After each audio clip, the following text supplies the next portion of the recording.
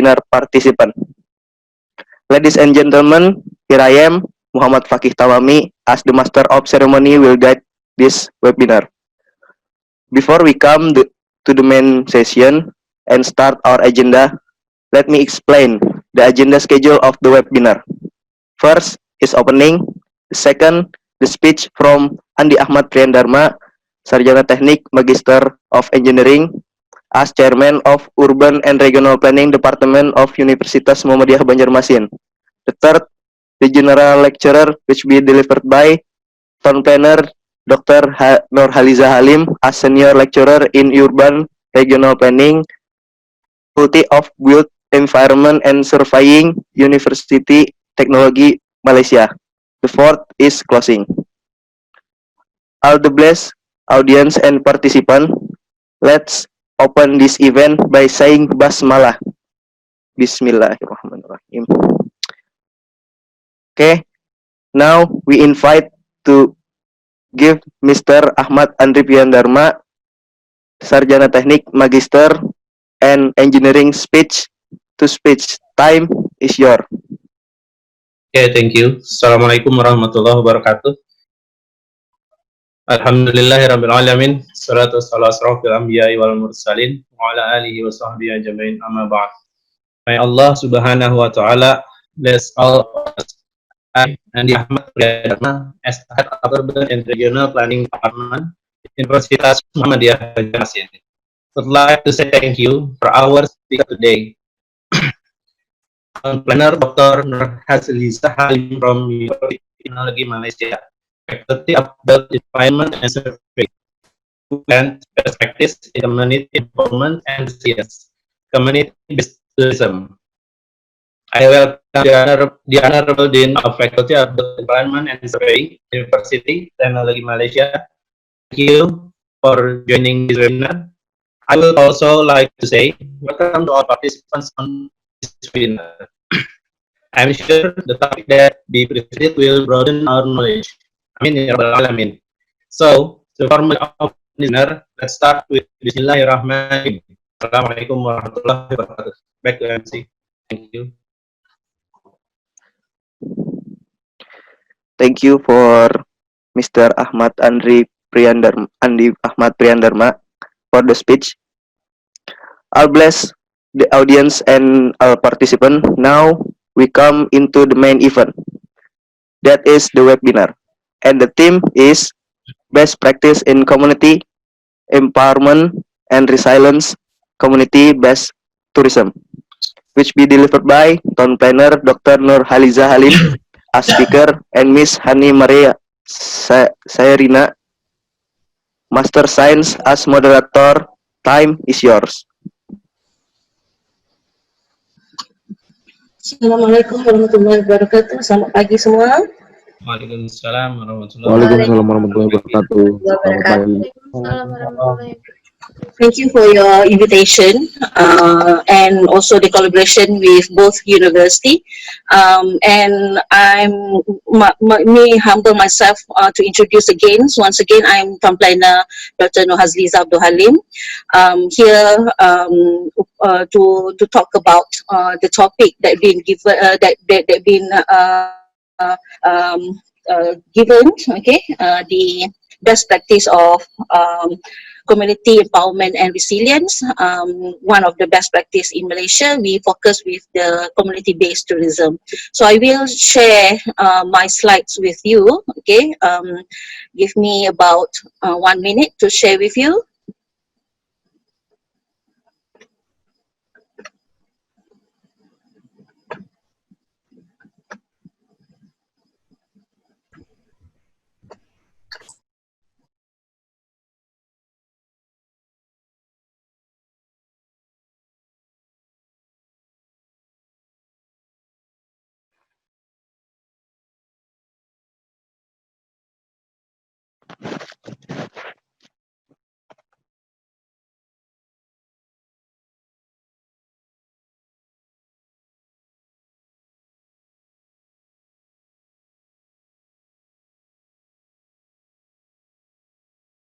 Dr. Liza.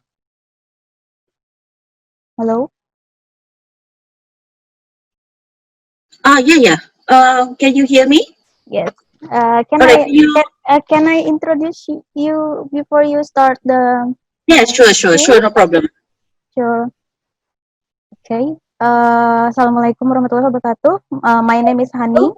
I'm the moderator for today's event. Our speaker today is Dr. Nur Hazliza Halim. I will introduce her background.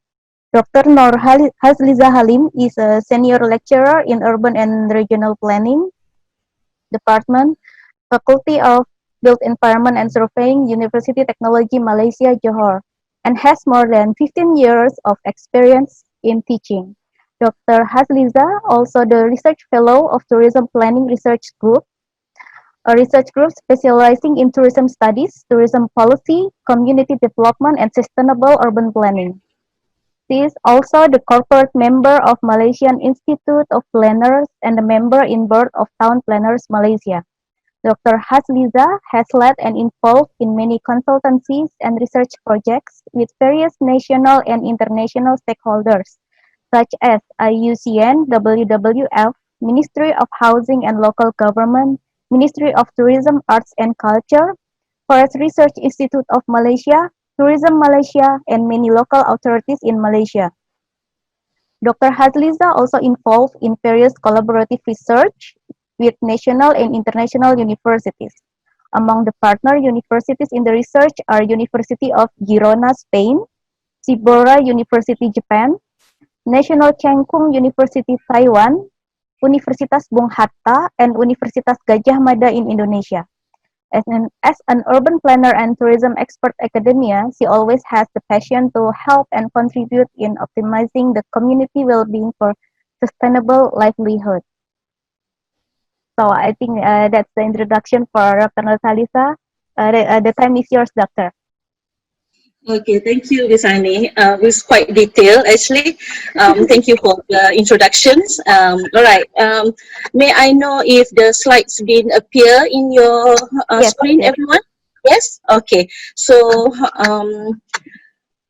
like what you all of you have been given before this. Okay, the title of this today webinar is about the best practice in community empowerment and resilience. And I choose community-based tourism, as we know that community-based tourism is one of the special interest tourism, especially in rural development. Okay, so this. All right, so these are the contents for my presentation this morning. Okay, we'll start with the community empowerment and resilience, community-based tourism as a tool for rural development, CBT in Malaysia. CBT stands for community-based tourism, and I will highlight for CBT in Malaysia, a reality check, and how to scale up the homestay or the CBT experience, and for the conclusion, how CBT can be a part of the tourism recovery plan after the COVID-19 pandemic.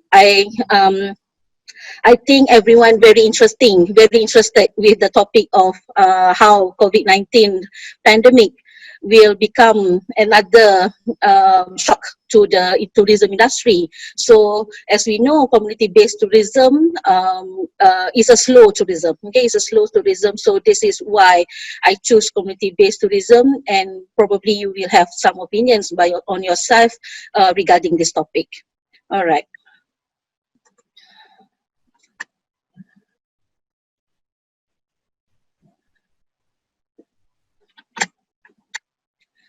Okay, community empowerment as defined by the notion of people, which is having the ability to understand and control themselves and their environment, including the social, economic, and political factors. So if you can see from the framework besides, okay, there are there are 5 principles of community empowerment. The first one is community control, how you support the communities. Number 2, the public sector leadership, how actually the partnership between both party or probably from the different stakeholders to partner or to support the community itself. And then number 3, the effective relationship. So how you build effective working relationship between local communities and also the other agencies. Number 4 is to improve the outcomes, whether or not, okay, your outcomes, like for example, the local community, how to improve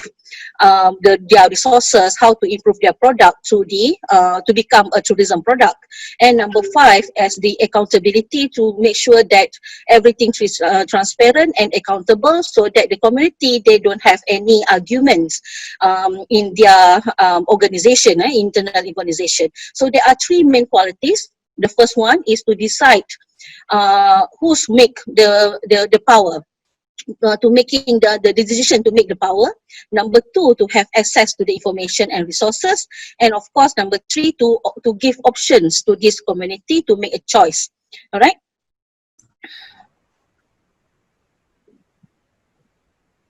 Okay, so community empowerment is actually the collective actions to improve the quality of life in a community to the connection among the community organization. So this is very important in community-based tourism, where you need to make sure that the community itself have to empower themselves before they can successfully become one of community-based tourism in the industry.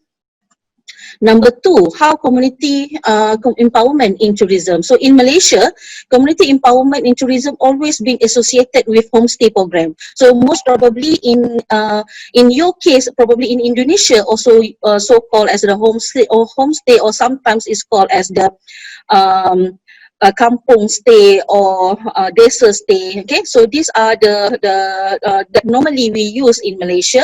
All right, so the types is in terms of the economic. Tourism brings long-term financial benefits to the destination community. In terms of the psychological, self-esteem by the increasing recognition of their uniqueness.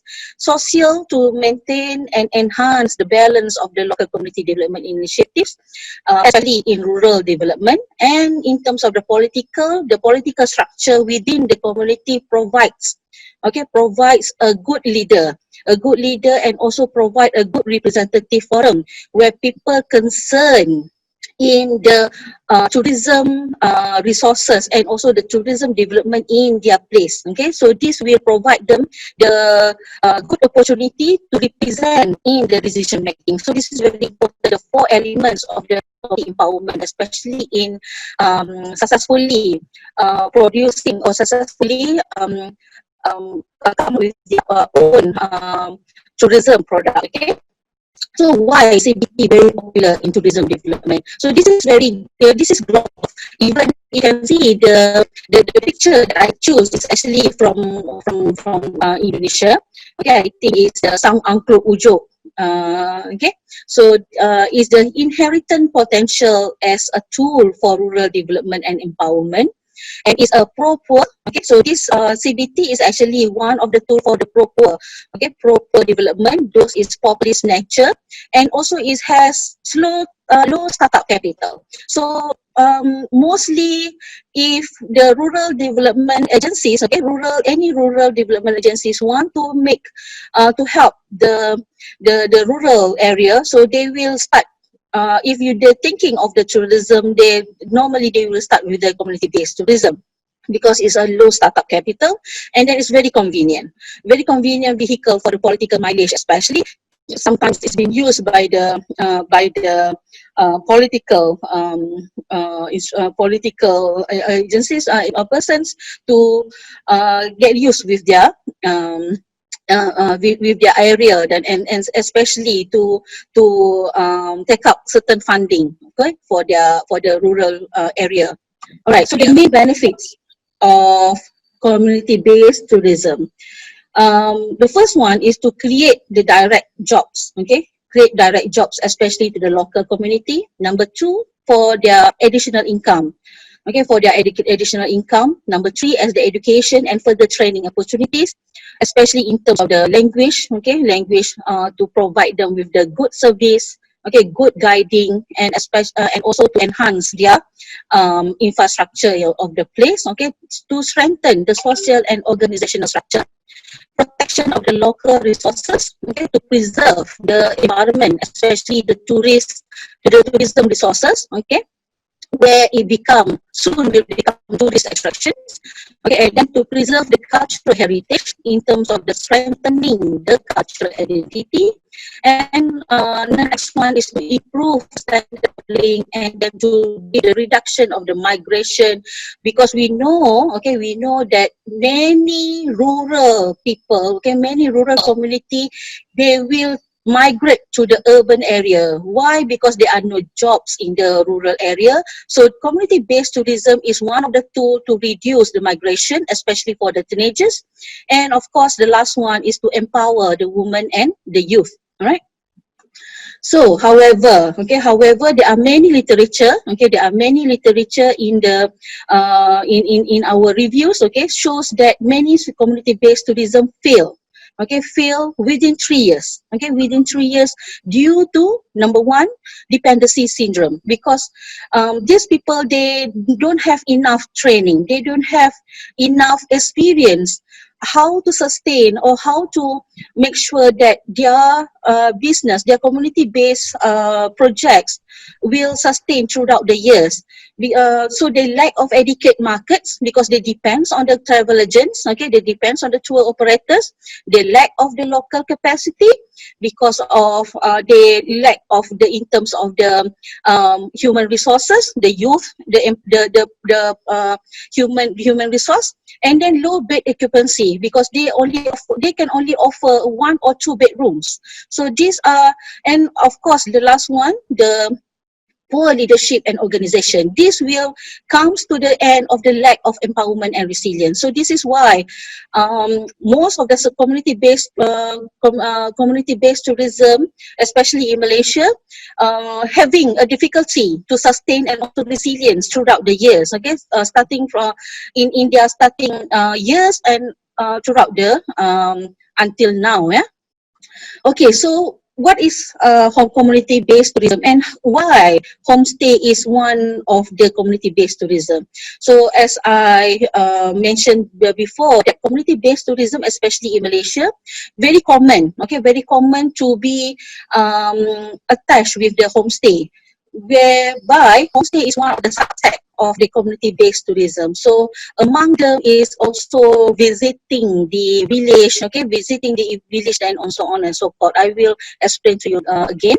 All right, so as an overview, okay, this is the distributions, okay, this is the distributions of Malaysia Homestay Program, okay, in 2019, which is last year, okay, so we have about 217 cluster homestay, and from these 217 cluster homestay, we have 366 villages has been registered as homestay program, and from that we have 4,152 homestay operator with 5,871 rooms all over Malaysia. Okay, all over Malaysia. So you can see from the north to the south and also to the Sabah and Sarawak and so on. So if you can see, the homestay income is about 14.4 million, and we receive around 221,000 tourist arrival, where mostly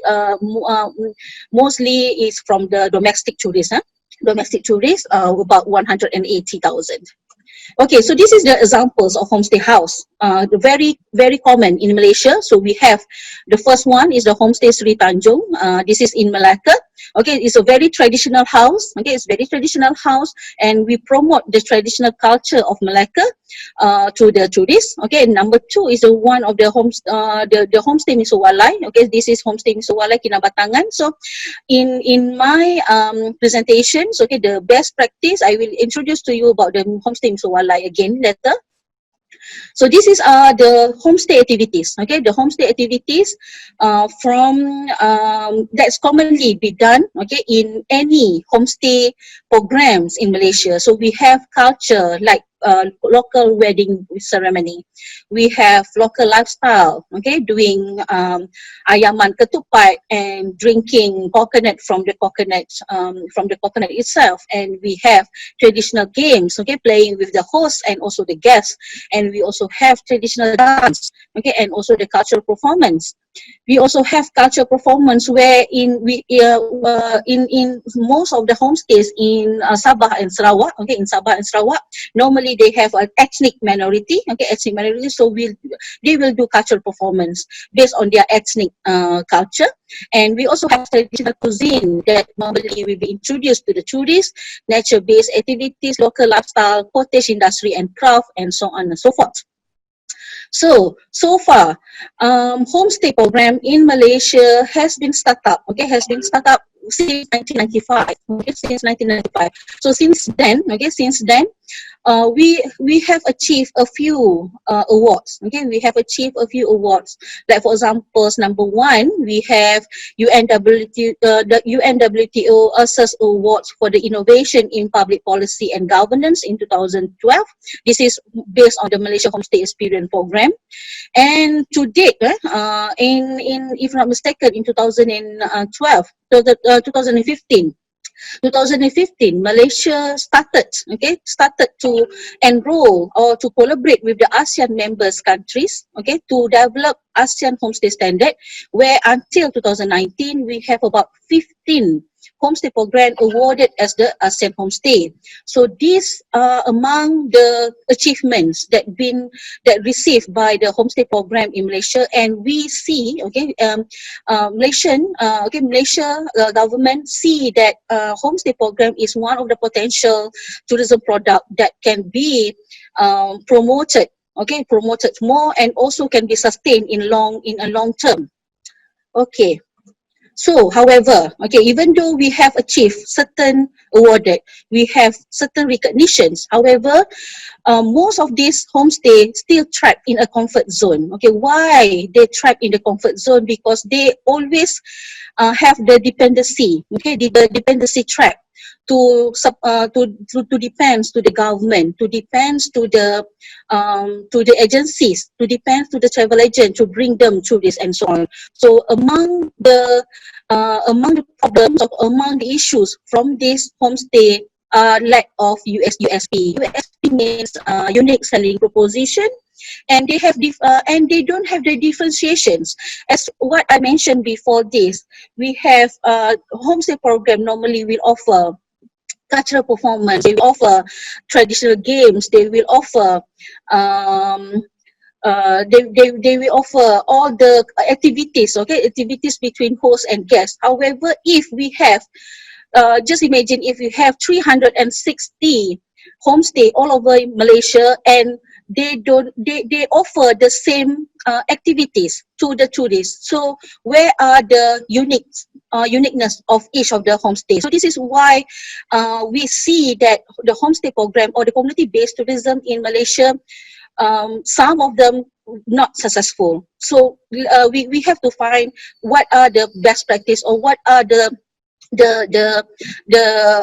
critical factors, okay, the critical factors of how this community-based tourism can be sustained and can be resilient in future. So number two, because of the not adapting to the changing market demand, okay, because they don't know, okay, this local community, they don't know what are the current market demand, especially when we know that, okay, especially when we know that the youth travel, they don't want to stay in one place. They like to travel in one area to another area. They like adventure. So whether or not this community-based tourism can offer this kind of activities to the youth, right?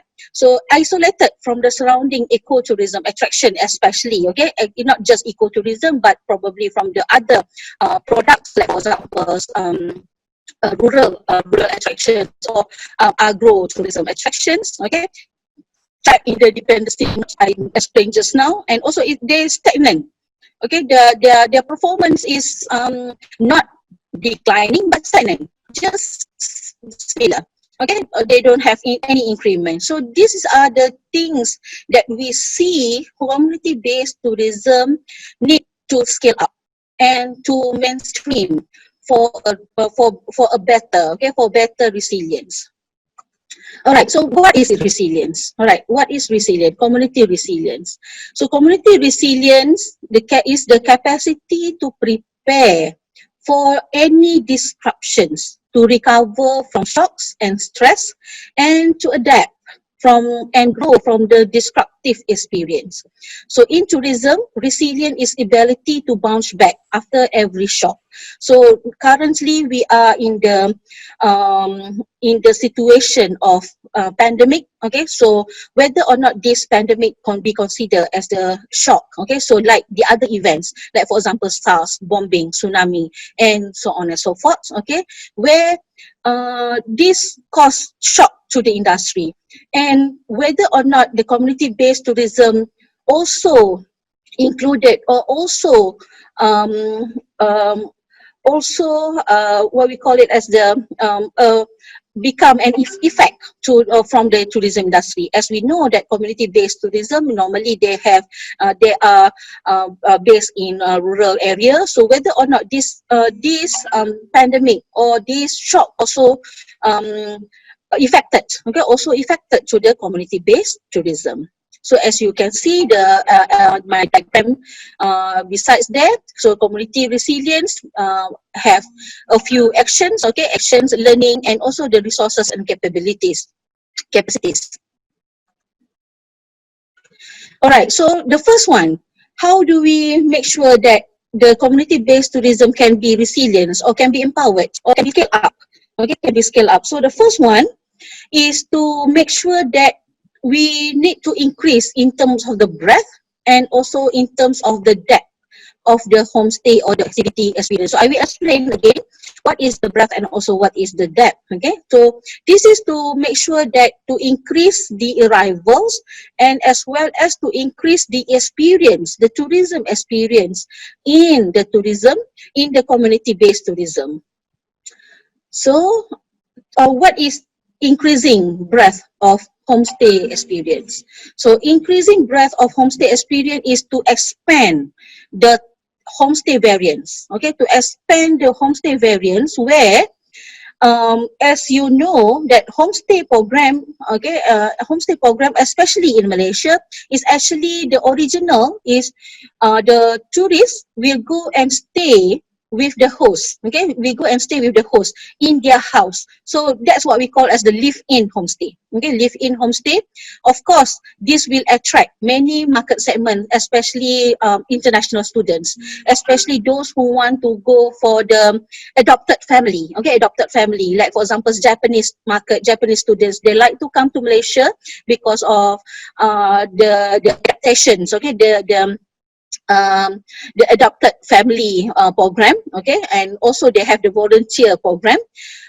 So when we talk about the expanding the homestay variants, you have to make sure that there are varieties of homestay or the varieties of the lodging itself. So we come up, there are a few others, okay, in Malaysia we have a few others. The first one we call as the annex homestay, okay, annex homestay means the attached, okay, there are, and one more house or one more units being attached to the original house. And then number two is the kampung stay, okay, so I will explain about kampung stay later. Alright, kampung stay is another value added to the Malaysia Homestay Experience program. Okay, so it's also an alternative accommodation choices to the tourists. And normally this kampung stay, okay, we have a very high demand by the local tourists. So as you know, okay, as I've been introduced in earlier slides, okay, that most of our markets or most of our tourists that come to the homestay, they are majority from the domestic tourists. So because of this, we have come up with, okay, the ministry come up with another value added to the homestay program where they have an alternative accommodation choices, okay, to cater the capacity of domestic tourists. So the tourists do not stay with the host family, but they're able to experience the same local culture. They're able to experience all the homestay activities that have been offered by the host. And of course, it's an alternative and additional income to the rural community because they have many units, okay, because they have many units. And then to encourage more rural community to involve in the program. So these are the things that we can see as the breadth to the homestay experience. Okay, so this is one of the examples that been recognized, okay, and then already been awarded by the Ministry of Tourism in Malaysia. So it's called as Kampung Stay Desa Murni.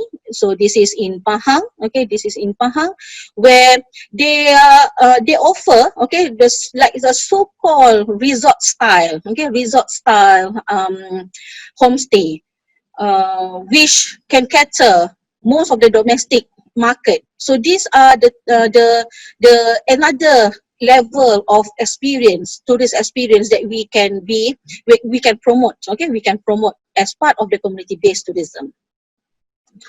All right, number two, okay, this is the best practice that I've been mentioned, okay, the best practice of CBT. So I select Miso Walai Homestay in Sabah. Okay, Miso Walai Homestay has been received, I think more than 5 times awarded as the best homestay in Malaysia. So out of 366 homestays in Malaysia, Miso Walai Homestay has been nominated or has been awarded as the best homestay in Malaysia. So this is, if you can see from the map itself, okay, so Miso Walai Homestay is located in the bullet number 6, Homestay Miso Walai. All right, so from the map, okay, from the map itself, you can see there are corridor of ecotourism. Okay, we call it as the ecotourism corridor with the many wildlife, nature, and also it's very quite near to the.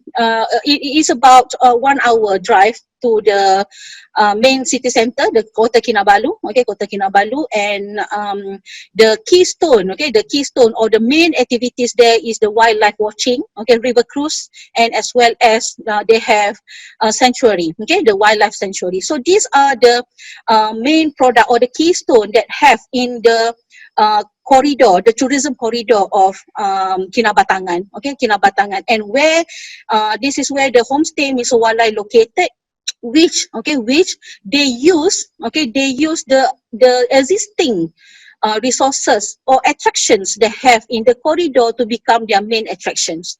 Okay, so this what they have. Okay, so besides Miso Walai Homestay, they also have Sukau Homestay, Bilik Homestay, Abai Homestay. So there are about 3 more homestay program that located nearby. However, Miso Walai is the top one. Okay, so what they have? So they provide more options for the guest accommodation. Okay, so they provide not just the host house where the tourists can stay with the host. They also provide. Okay, they also offer eco lodge. They also provide dormitory style. They also provide hammocks to the campus. They also provide village stay. Okay, village stay, which means like a chalet. Okay, like a chalet. So because of this, they increase from 2012. Okay, from 2011, only 2 nights stay. In 2012, it's increased to 2.5 nights in only 1 year after they give options to the varieties of the homestay. So this also, not just that, they also increase in terms of the income about 26%. So these are the things that we see why Miso Wildlife has been successful.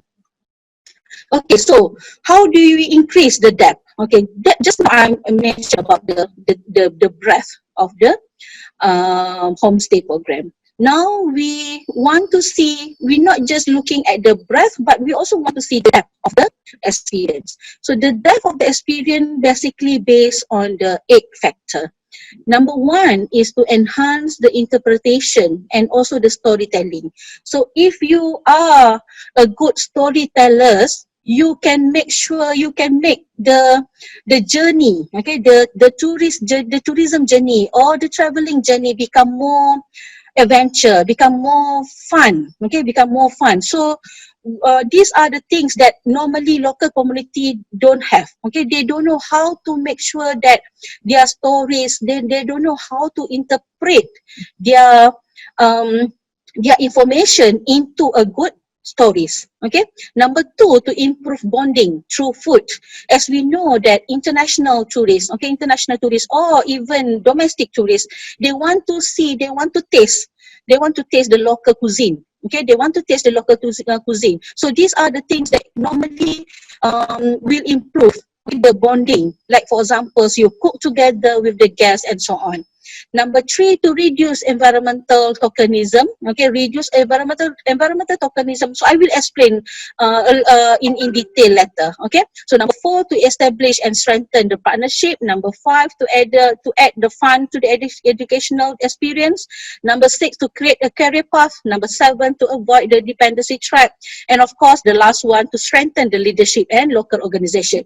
Which is why these are among the things that been highlighted in the local community empowerment and resilience. All right.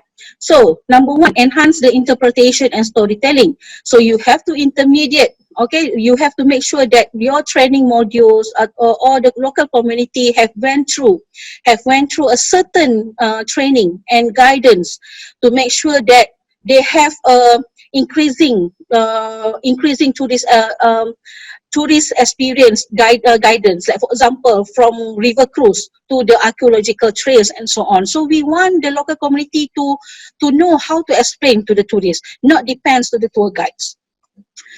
Pedagogy versus andragogy. So make sure that all the CBTs operators, they like to have not classroom teaching, but experience teaching. Okay, the technical visits and role playing examples. Okay, and then one example for the Tugong Eco Lodge. Okay, Tugong Eco Lodge, the one that I mentioned just now in Misowalai Homestay, they have one Eco Lodge. So this Eco Lodge has been gaining popularity, especially to the international students and researchers, because they want to stay there and they want to do research. So as we know that for a certain research, it requires quite a long length of stay. So this will give a chance to the local community to provide the accommodation for a long-term stay.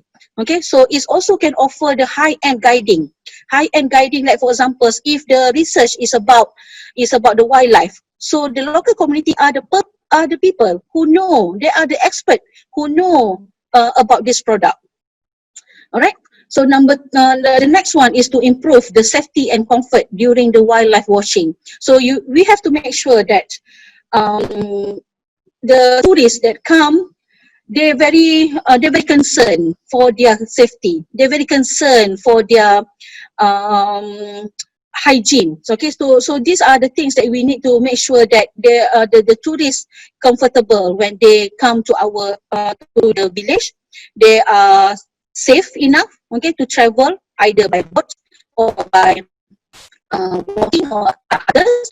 Okay, so examples from wooden to fiberglass boat is actually to make sure that the tourist is more safe. Okay, and then to improve bonding through the food. This is another added value to the tourist experience. To go to the market with the host family, go to the market and buy the ingredients, and then they prepare together the food, and then they eat with the family members, and they learn how to cook, and then this will give the highly interactive between the host and also the guests. All right. Bringing the back region to the front. This is one example. Okay, this is one example where they do the presentations. Okay, they do the demo, the demo. Okay, to the tourists, to their guests, in front of their house. Okay, so these are the things. And next one is to reduce the environmental tokenism. We are not looking at the only plant one tree and then you can see it's grow another 5 more years or 10 more years, you come back there and then you can see whether or not the tree grow. But it's actually, you need to go for the systematic to for the restoration or reforestation and so on, so that it's actually become another, not just environmental tokenism, but as well but is about the conservation. So if we call it as the environmental conservation, it has to be in together with the local community to plants, okay, like for example mangrove plants and so on. Okay, so these are the examples in Misowalai. So what they do, they have they have farm. So they ask the tourists to go and farming, to go and do the farming together with them. Okay, so they learn how to do the farming, not just about planting a tree. All right, the next one is to establish and strengthen the partnership. So as we know, partnership is one of the empowerment principles, and as well as to in the resilience principles. So the partnership between the industry, within the local community, NGOs, government agency, and as well as the academia will give support to this community based tourism program, because they don't know how to guide them.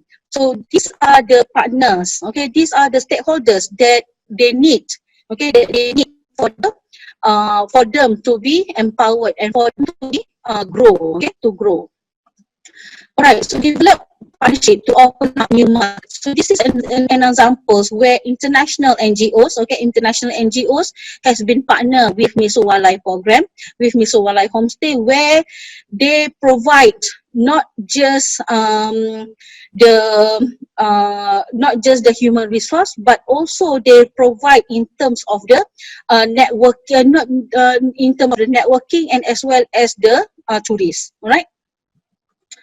So the next one is adding fun to the educational experience, not just about normal mock weddings that been very common in any homestay program in Malaysia, but we have to give an extra, okay, an extra, or we call it as extraordinary, okay, extraordinary experience to the tourists that come to your place, that come to this homestay program. So from mock weddings to probably paragliding. So I think everyone here in this forum probably will choose paragliding compared to the mock weddings, okay?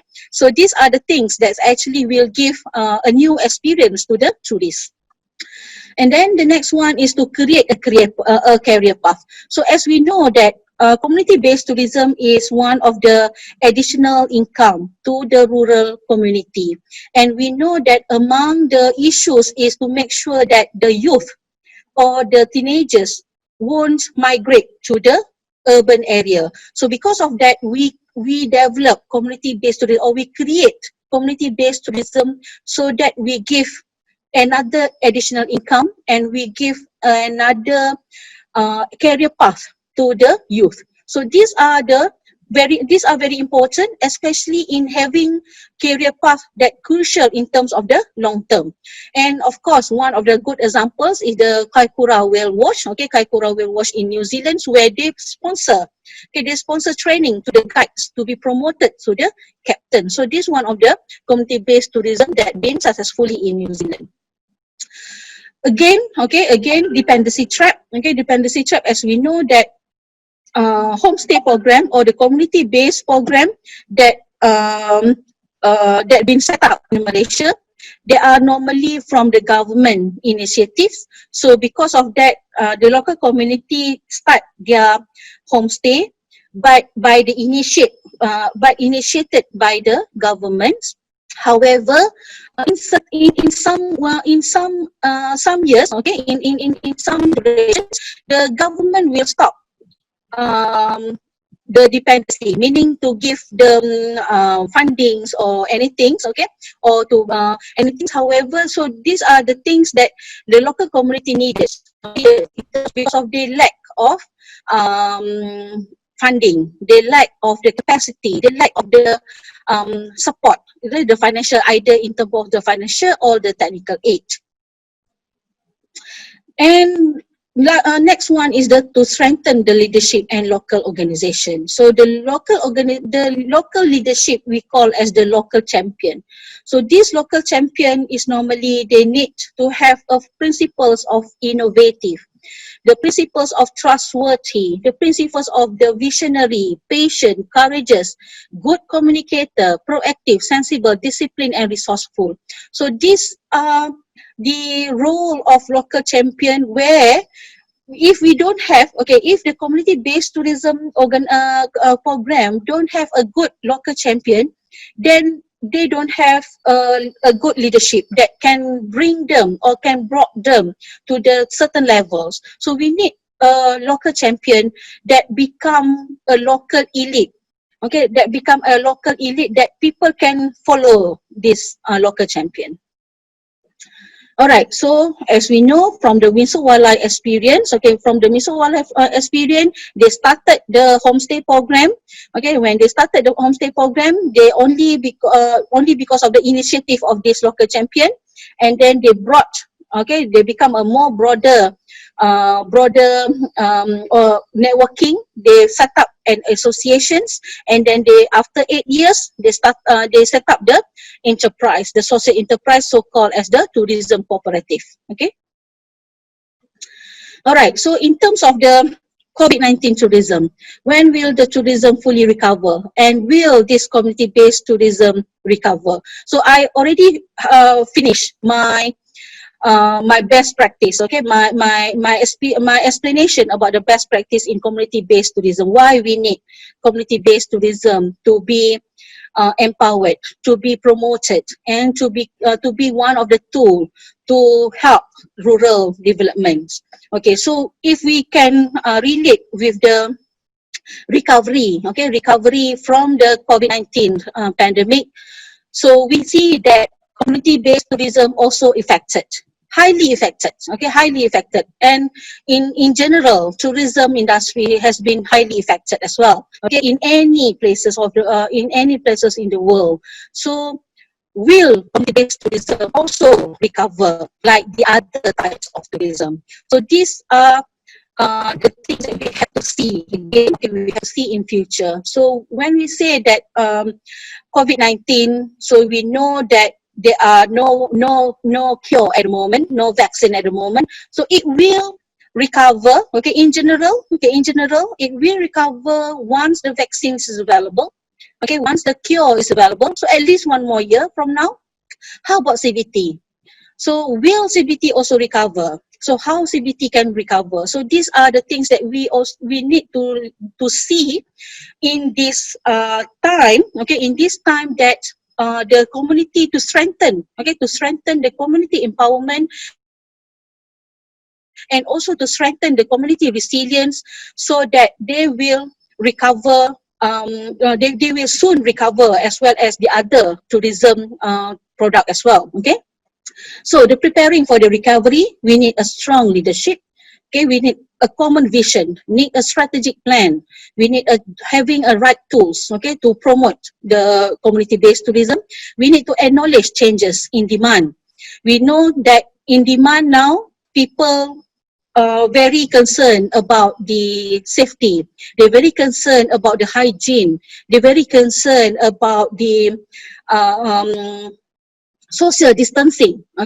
So we need to know that whether or not this community can prepare, they are ready to prepare for this kind of demand. And we know that the building, we also need to make sure that to build the capacity or the resilience of the industry. And of course, the last one, we have to go digital.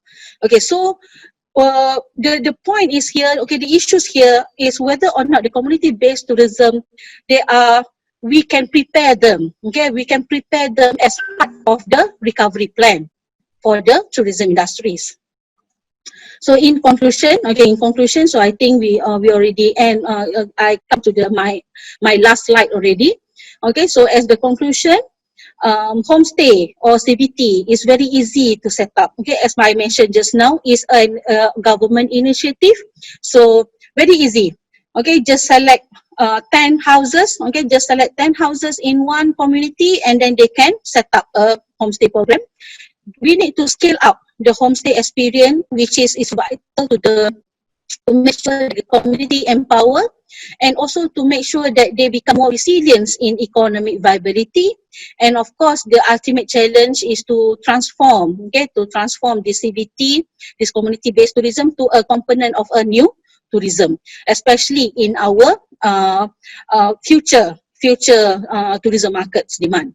Okay, so I think that's all from me. Okay, yep, that's my last slide. So I give back to the moderator. Thank you so much.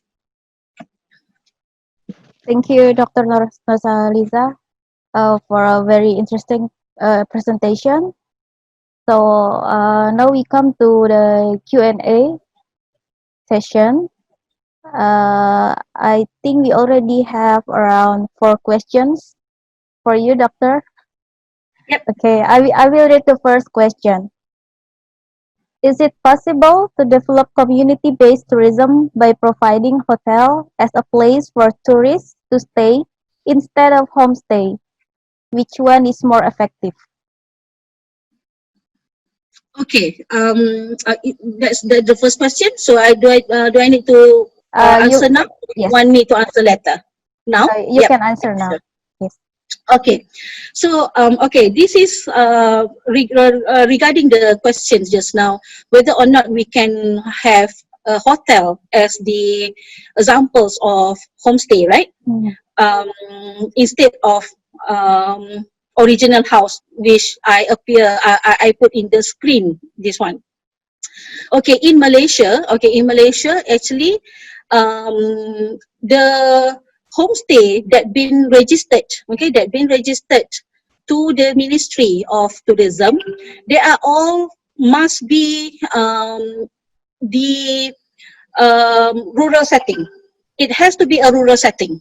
So normally, and that's the first requirement, because the homestay program or the community-based tourism in Malaysia is it is actually a tool to enhance. Okay, it's actually a tool to enhance the rural development. So that's why upon registrations, among the requirement, it has to be in rural setting. So if we call it as a rural setting, that's mean any high-rise buildings, apartments, or urban area we cannot be registered as the homestay program in Malaysia. Okay, so I'm not sure in other places in terms of the community-based tourism. This is about the homestay. However, there are recent issues in terms of the words of homestay, where anyone can rent their house, whether they are in urban area, whether they are in rural area, or whatnot. And they promote their place. They promote their lodging as a homestay. So, like for example, homestay Salina, homestay ABC, okay, but actually when we see the location is actually in the urban area.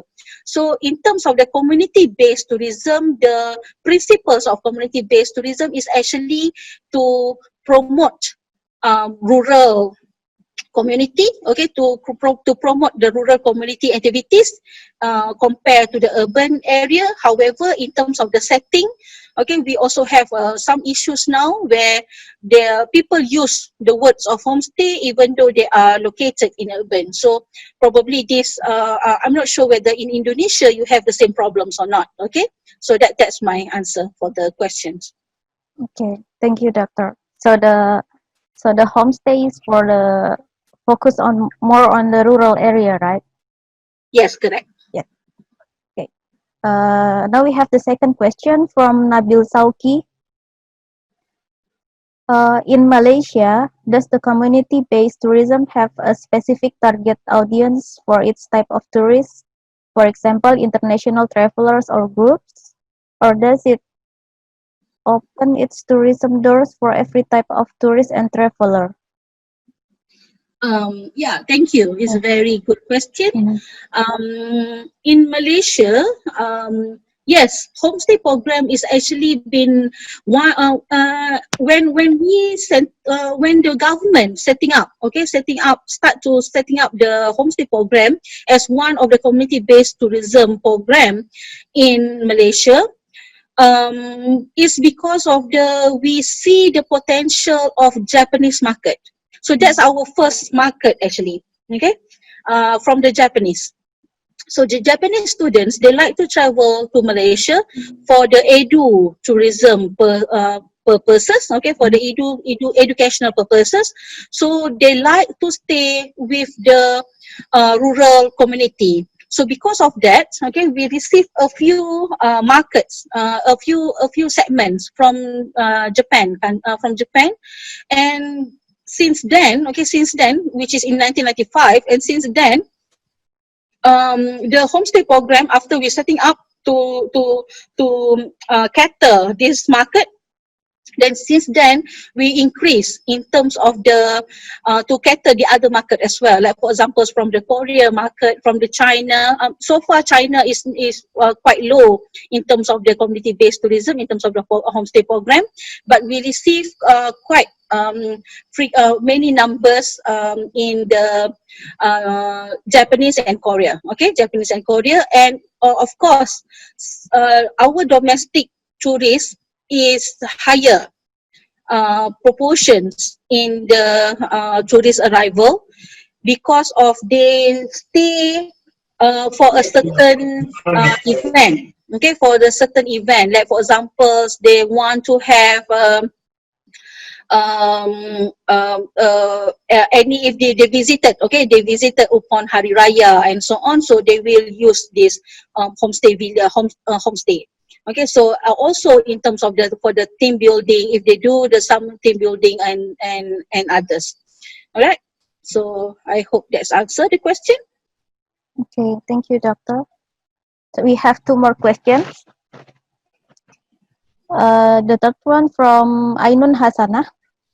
The question is there a connection between the existence of homestays in rural area in Malaysia and changes in local culture as a result of the influences of foreign tourists? Is there any changes in terms of the culture? Yeah, I think that's the point. In terms of the culture, okay. Malaysia culture, we have quite a difference, okay, quite different culture, especially when we talk about, especially when we go by region, like for example, the north region of Malaysia, to the south region of Malaysia, to the east coast of Malaysia, to the west coast of Malaysia, and of course when we mention about the Sabah and Sarawak. So as you can see from the map itself, okay, even though Malaysia quite very small compared to Indonesia, and of course Indonesia have a lot more varieties, culture difference compared to Malaysia, we have many similarities, because most of Malaysians, Muslims, okay, we are Malays, okay, Malays. However, we have a different, we call it as the local culture. Local culture depends on the state itself. So like for examples, in Johor, many of our local culture influenced by Indonesians, okay, by Indonesians. However, in the east coast of Malaysia, the different local culture, because they have influence from the Thailand's, okay, from the Thailand's influence. And Sabah and Sarawak, they have more influence in terms of the ethnic, the minority ethnic, because they have Kadazan, because they have Murut and so on, okay, because they have the ethnic minority, so they have a lot more local culture by themselves. So to interact, okay, or to attract, okay, to attract the tourists itself, of course one of the factor is the local culture that you offer to the tourists.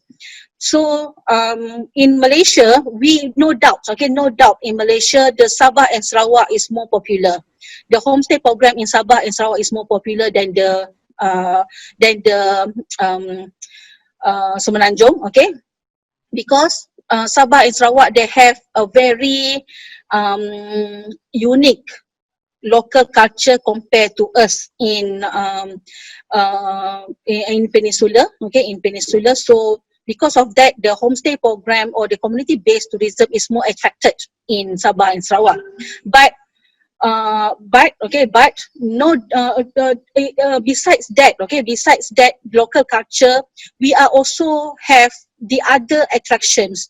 This, like for example, the ecotourism, the beach, okay, the beach, the island, for example. So these are the other aspect that been attract the tourists, not just about the local culture, but also the other products, the other tourism products that been surrounding the homestay. All right, so I think that's answer the question. Okay, thank you, Doctor. Next question is in Bahasa, so I will try to translate it. This is from one of the participants in Lombok. So she said that as one of a tourism destination in the world, Lombok has Lombok has many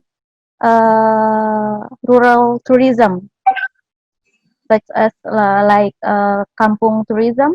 That's the same in Malaysia, and in Indonesia, we also have some NGO, the non-government organization called Pok Darwis or Kelompok Sadar Wisata. But the problem is sometimes the NGO, the Pok Darwis, cannot work effectively with the local community. So the question is how to improve the community empowerment through the role of the NGO in rural area, so it can bring sustainability in Lombok. I think that's the idea, Doctor.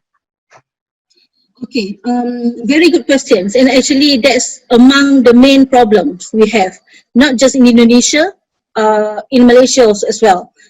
As I've been mentioned, that among the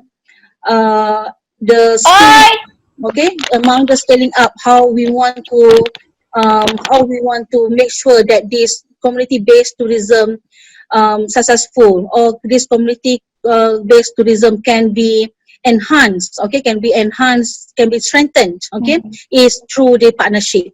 So as you mentioned just now, okay, as the question been asked just now is about the Lombok. Okay, I think I've been there. Yes, there's and you've been mentioned about a few NGOs that also have in Indonesia. Yeah.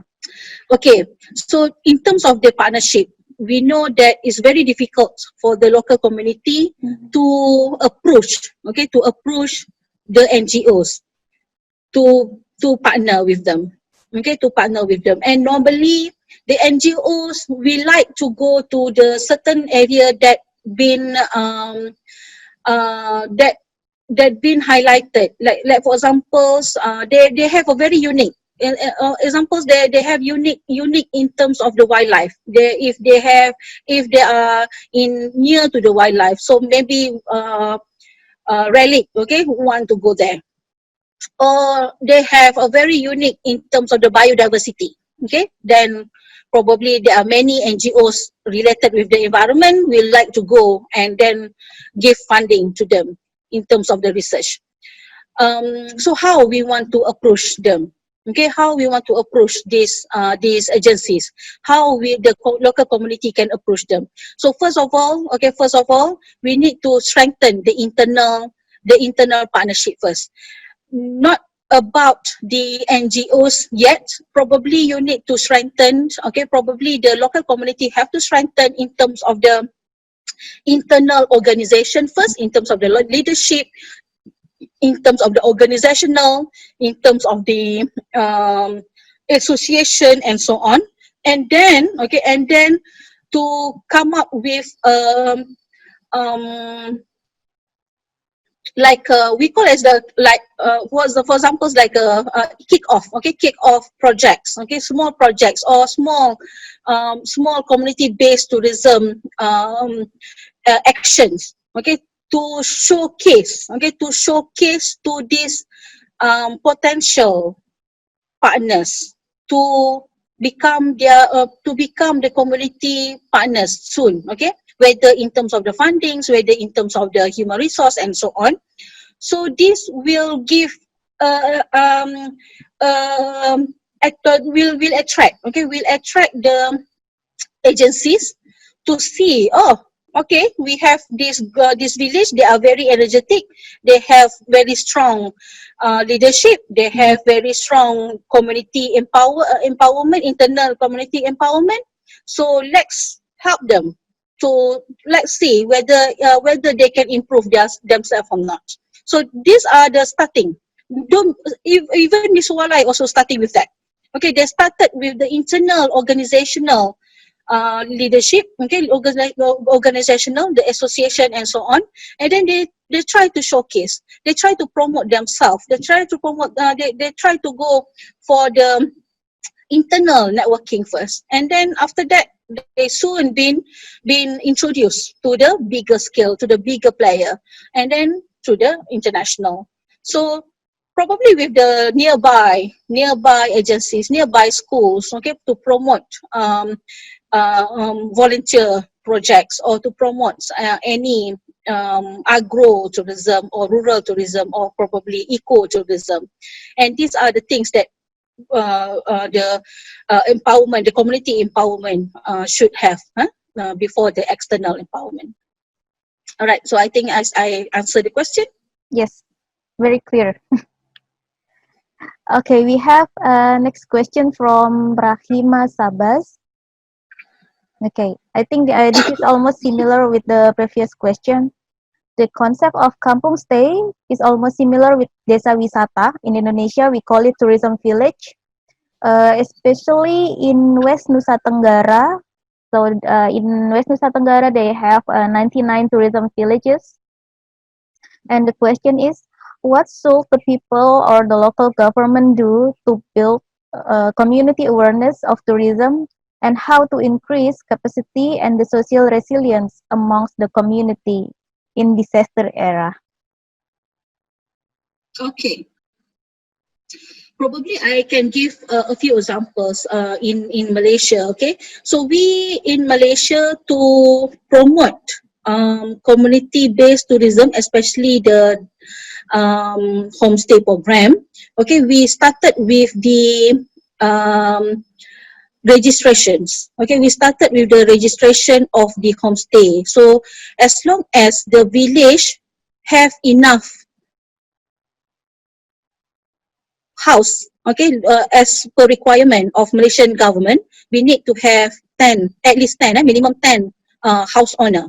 We need to have minimum 10 of house owner to that want to set up a homestay experience, okay, homestay program, so they can register with the Ministry of Tourism, and once they register, they will give the government will give training, basic training to the participants. Okay, we call it as the not coordinator, we call as the homestay participants. Okay, they are the homestay participants that want to participate in the homestay projects. Okay, in the homestay projects. So first, the Ministry of Tourism, they will register the village itself as homestay program, and then they will give training to this local community, this participant, for them to become eligible, okay, for them to become eligible to be a host, okay, to be a host. So among the training that been given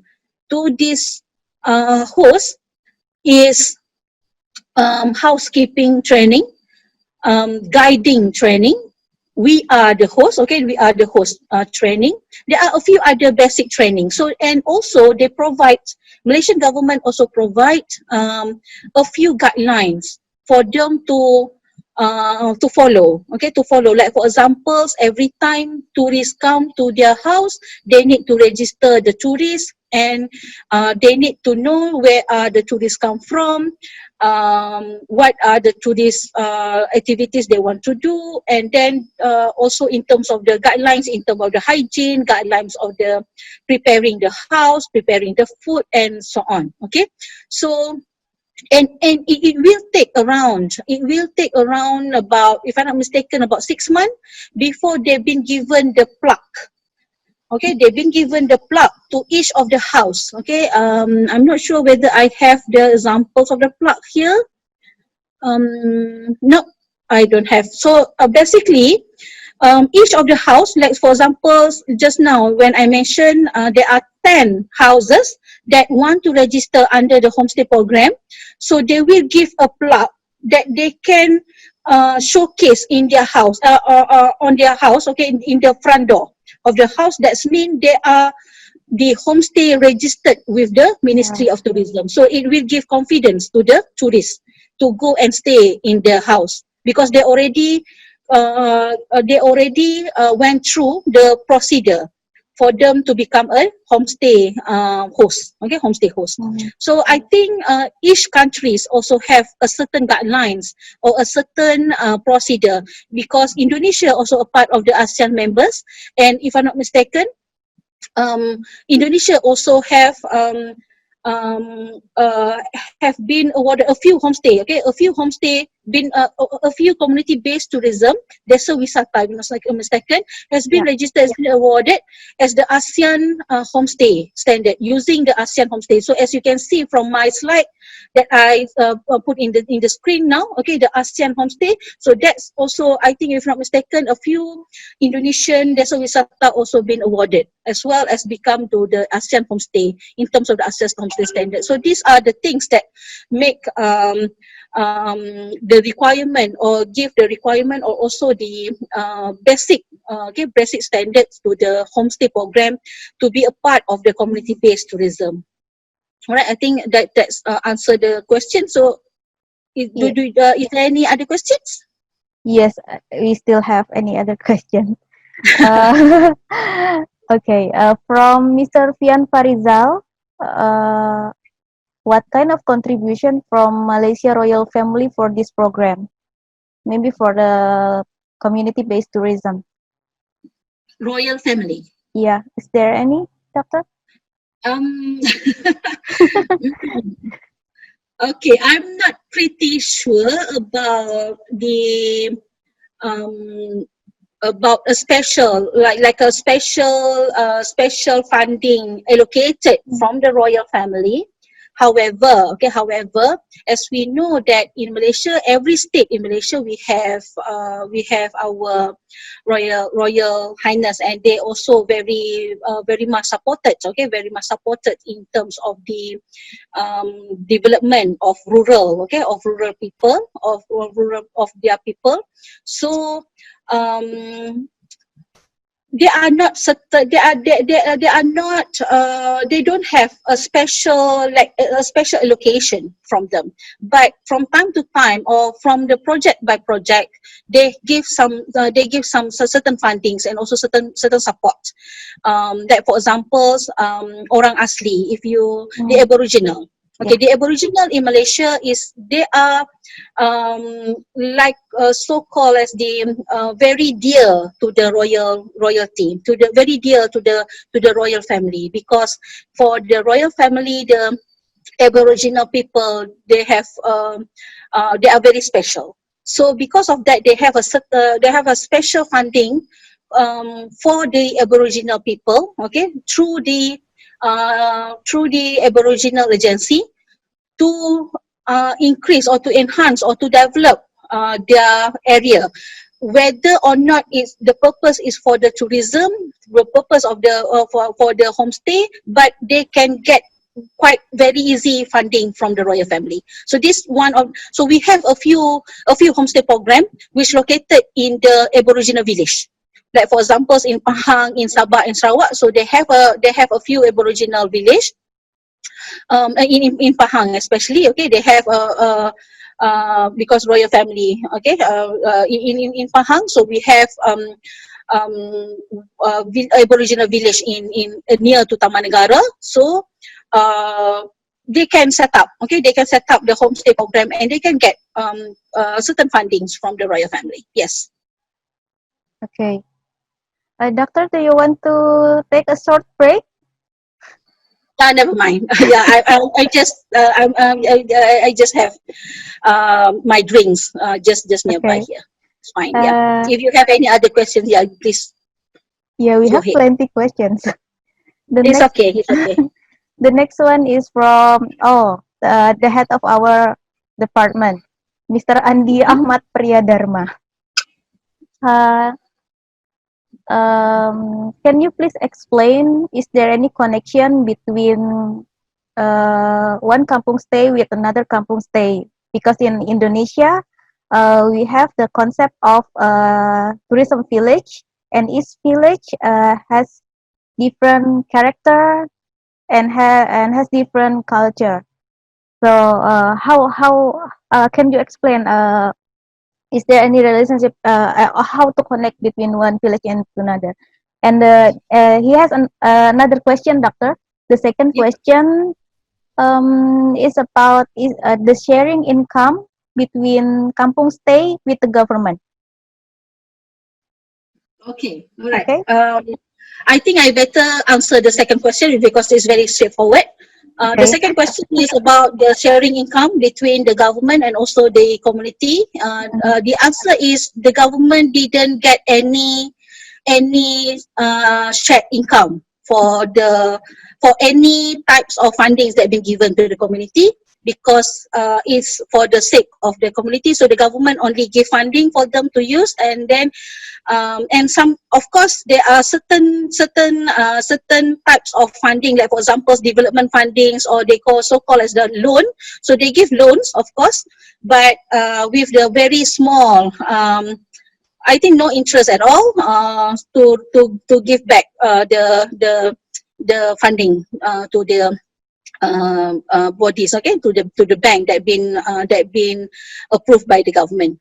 Okay, to answer the first questions, the whether each of the village, how each of the village linkage or Yeah.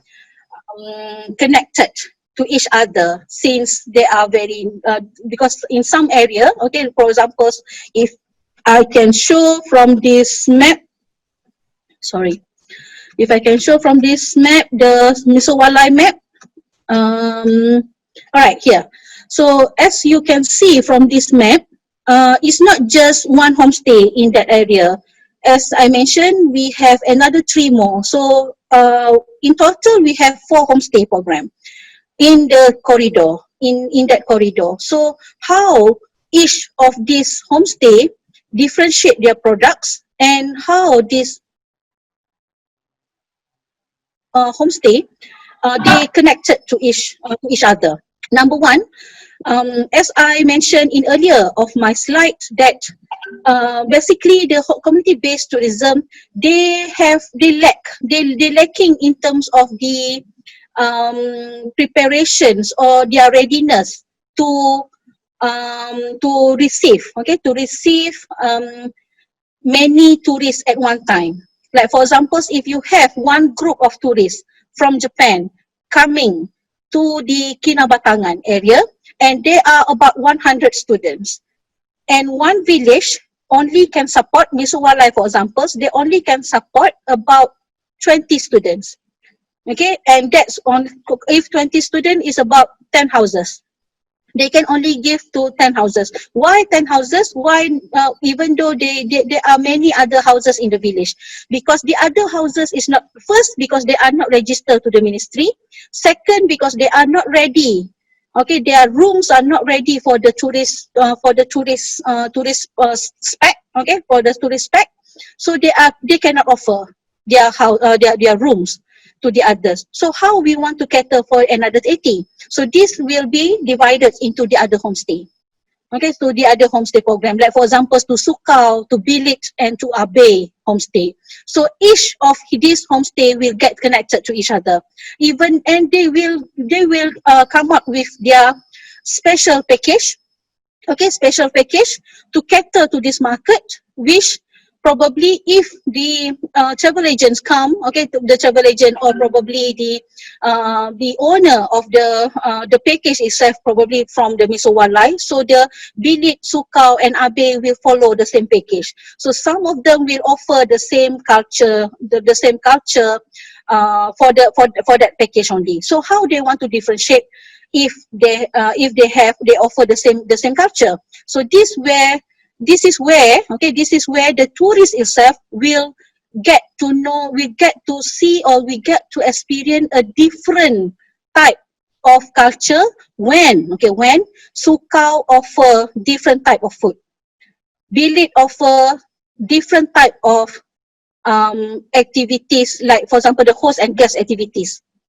Abai offer different type of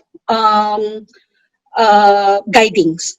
Okay, so they will talk to each other and they say, okay, next time probably we can change to this village. And then we know that, okay, Miso Walai, they have they special in terms of the varieties of accommodation. Sukau probably because they near to the river, so they for the river cruise they want to go to they want to use the Sukau. Bilik probably because of they have a very special local culture. Abai probably because of they are very close with the wildlife center maybe. So these will give the advantage, or will give the unique selling proposition to each of the homestay program. So I think I explained a bit on for that, Mr. Mr. Andi, Yes. do you Yes. want to give comment? Yeah. Okay. Okay. Okay. Okay. We still have other questions, Doctor. This Yep. one is from my student. Actually, at the moment, we have a class, and the name of the class is Tourism Planning. And last week, we just discussed about millennial tourism. So I think this question is related to that topic. This is from Chika. She asks, is there any discount for students if they want to go to Malaysia? And is it only for students from Malaysia, or is it also for students from abroad? May I know to where? To the homestay or to the to any community-based tourism? Yeah, the homestay. Yes. The homestay. Yeah. The homestay. Yeah. Yeah. Okay. First of all, when you showcase your student ID, of course, everywhere you go, you can get discounts. They have their student rates.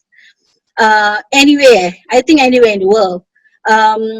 Even if you go to the museum, you go to the zoo, you go to anywhere of the tourism attractions, you will get students rates compared to the normal rates. Okay, for the normal tourists. If a group of students from anywhere, not just from the domestic, not just from Malaysia, from Indonesia, from Japan or others, okay, to the homestay program, to the homestay, they have a certain